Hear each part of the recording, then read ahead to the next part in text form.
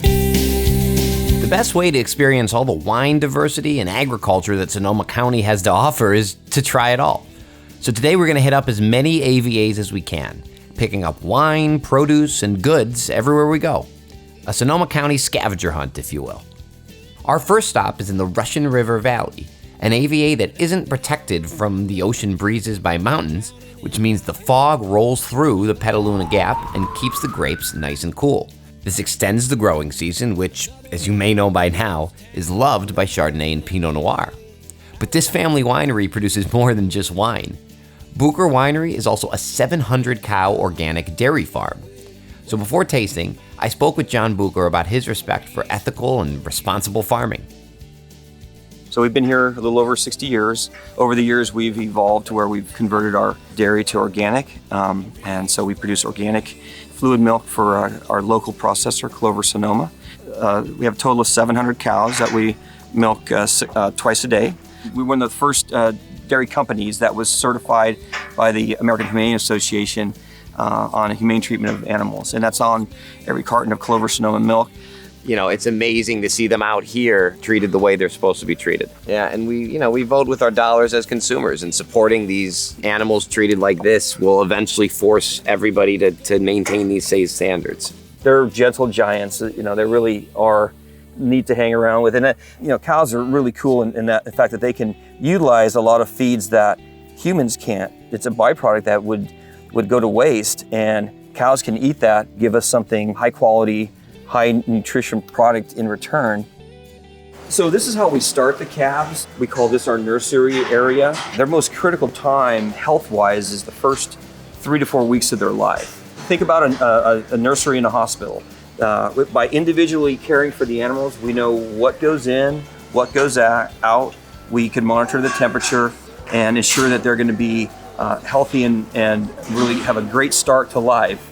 It's really important for the calves to get the colostrum milk. That's how they get their immune system built up, is through the colostrum. So not only do they eat high quality colostrum, but they need it within a few hours. With organic dairy farming, we're not allowed to use antibiotics. So we really rely on ultra high management and care for the animals. And these individual nursery hutches are what help us do that.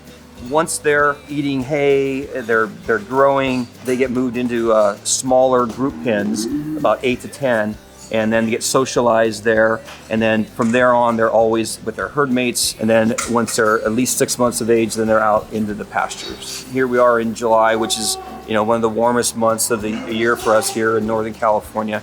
So trying to keep the animals in a shaded area is really important. They have access to the pastures. They just don't like the heat. Right. If it's really hot, we're looking for a shady spot. I mean, animals are no different. They're free to kind of do what they want. They are waiting or being milked for no more than an hour to hour and a half in the morning, and maybe about the same, about an hour and a half a day. So think about 3 to 4 hours a day is really... I'll take a 3-hour work day. Yeah. So the rest of the time they're...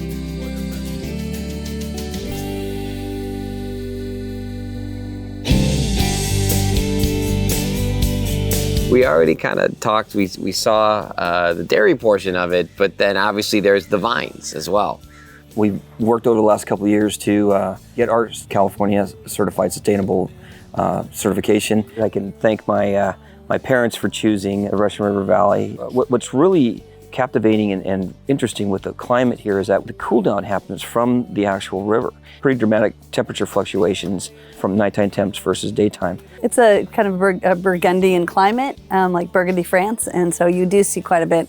Most of what we can see behind us here on the valley floor is going to be either Pinot or Chardonnay. This is our Rio Oro Chardonnay, aged in mostly neutral French oak, older French oak barrels for about 9 months, and then about 15% new.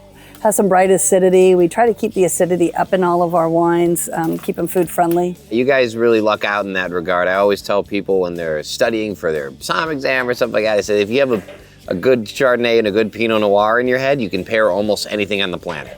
Well, I love the nose on this already. I get a lot of kind of pineapple in this, some tropical fruits, but almost even some citrus notes, maybe a little lemon oil with a light oak addition. It gives it a little bit of a sweetness, a little bit of the whatever you'd get from the toasted barrel, the creme brulee. Yeah, but not so much that it would overwhelm the fruit character, which I love. So now we have the Pinot Noir as well. We do. This is our 2016 Bucher Vineyard Designate. We make 3 Pinot Noirs. This is our largest bottling, but by most standards, it's not really very large. It's about 500 cases. On the nose, this is so quintessential Russian River. You get this lushness of fruit from Russian River Pinots that is so hard to duplicate almost anywhere else. A little smokiness on the nose too, which is great. Beets. Little smoked beets, exactly.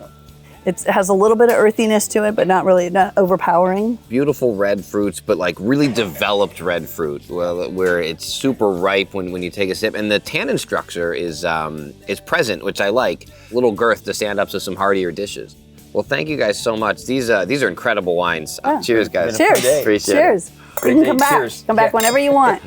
I grabbed my Bucher cheese and wine, and we were on our way to our next AVA that has been producing the quintessential American grape Zinfandel for over 100 years. But before we head there, let's talk about Zin.